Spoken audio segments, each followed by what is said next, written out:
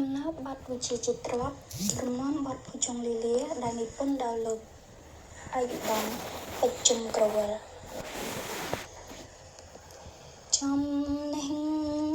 វិជាជាទ្រព្យសម្បត្តិល្អជាប់ជាងទ្រព្យសំទីទៅមកមិនបាត់វិចស្ពាយទួងនឹង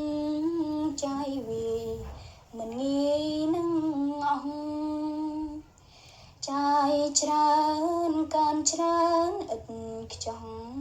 មិនដែលរិញខ្សងមិនអង្ខាតខានគ្មានចោលមកផ្លន់ចង់បានជាទ្រព្យរុញច្រានឲ្យបានពន់លឺវិជាទ្រព្យរុនទៅនាំយើងឲ្យឃ្លឺឈប់ឈឺ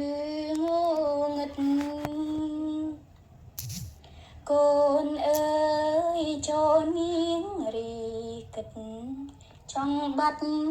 ងងឹតប្រឹងគិតរៀនសូត្រកើតមានធនធានរហូតមិនអាចរបូតបាត់បង់ឡើយណាចូលកូនខិតខំសិក្សាគ្មៀតខ្មៃឧស្សាហ៍ជីវិត